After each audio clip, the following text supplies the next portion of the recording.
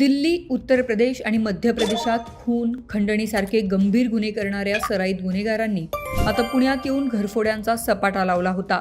मात्र पुणे पोलिसांनी मोठी कारवाई करत या टोळीतील 2 आरोपींना अटक केली आहे.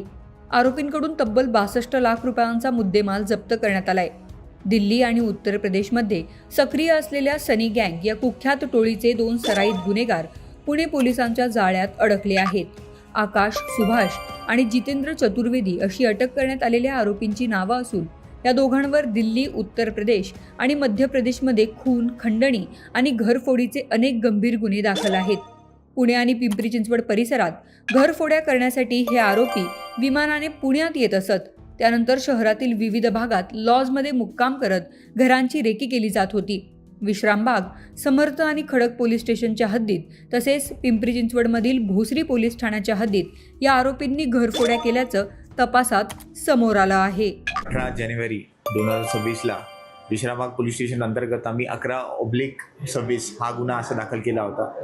हा गुन्हा दाखल झाल्याच आम्ही आमची तपास पथकला या गुन्ह्याचं डिटेक्शनसाठी लावलं होतं. डिटेक्शनमध्ये तपास पथकांनी संशयित जे आरोपी होते त्यांना शोधून काढल्यानंतर मग आमचे जे गोपनीय बातमीदार होते त्यांच्याकडनं आम्ही त्यांची वेराबोट्स काढले. वेराबोट्स काढल्यानंतर माहिती मिळाली की हे जे आरोपी आहे हे म्हणजे पुन्हा भारतामध्ये फिरणारा हा गिरोह आहे आणि वेगळ्या ठिकाणी हे घरफोड्या, चोऱ्या, डकैत्या अशा प्रकारे हे काम करत असतात. जेव्हा ते पुण्याला त्यांचा पाठलाग आम्ही ठेवलाच होता, पण जेव्हा ते पुण्यामध्ये आले एक सापळा रचून 23 फेब्रुवारी या दिनांकी आम्ही त्यांना सापळा रचून त्यांना पकडल्यानंतर आम्ही त्यांची अटक केली. अटक केल्यानंतर त्यांना माननीय कोर्टासमोर हजर केलं. कोर्टाकडनं जेव्हा आम्हाला 9 दिवसाची PC मिळाली तिथून पुढील तपास आम्ही सुरू केला. त्याच वेळी त्यांच्याकडे विचारपूस करताना त्यांच्याकडे ज्या लॉजवर ते थांबत होते त्या लॉजमध्येच त्यांच्याकडनं आम्हाला 32 तोळे व 125 ग्राम अशी 32 तोळे सोनं आणि 125 ग्राम चांदी असं त्यांच्याकडनं लॉजमध्येच मिळालं. बाकी तपासासाठी त्यांना आम्ही दिल्लीमध्ये घेऊन गेलो, उत्तर प्रदेशमध्ये घेऊन गेलो. वेगळ्या ठिकाणी तिकडच्या स्थानिक अधिकारी जे लोकल SPs, DCPs आहेत त्यांना आम्ही रिक्वेस्ट लेटर्स पण दिले. त्यांना आम्ही मदत मागितली त्यांच्या लोकल पोलिसांच्या मदतीने. बाकी त्यांनी कोणत्या सोनाराकडे हे चोरीचं सामान वगैरे ठेवलं होतं ते सगळं आम्ही फाइंड आउट केलं. या सगळ्या पूर्ण याच्यामध्ये आम्हाला हे 2 आरोपी निष्पन्न झालेले आहेत. आरोपीचे नाव आहे आकाश सुभाष, जो 23 वर्षाचा आहे, हा राहणारा दिल्लीमधला आहे. दुसरा जितेंद्र चतुर्वेदी आहे, 32 वर्षाचा आहे, हा पण राहणारा दिल्लीमधला आहे.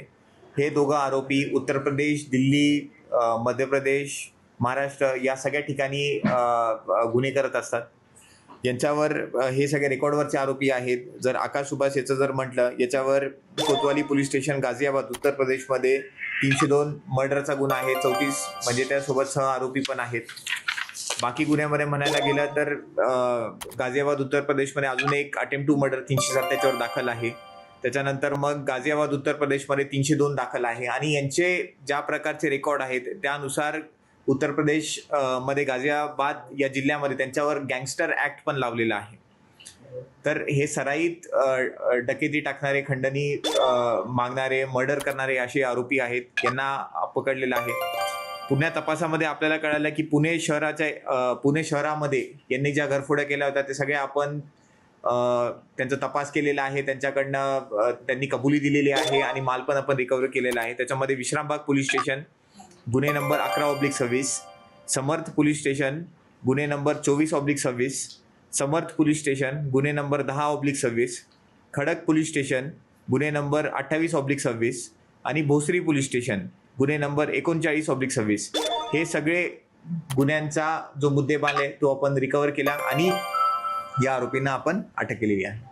पोलिसांनी केलेल्या कारवाईत आरोपींकडून तब्बल 32 तोळे सोनं जप्त करण्यात आलं असून एकूण 62 लाख रुपयांचा मुद्देमाल हस्तगत करण्यात आला आहे. विशेष म्हणजे अटक करण्यात आलेले दोन्ही आरोपी उच्च शिक्षित असल्याची माहितीही पोलिसांनी दिली आहे. काही दिवसांपासून ते पुण्यातील एका लॉजमध्ये राहत होते आणि शहरातील घरांची रेकी करत होते. दरम्यान या दोन्ही आरोपींकडून आणखीन काही गुन्हे उघड होण्याची शक्यता असून पोलिसांकडून पुढील तपास सुरू आहे.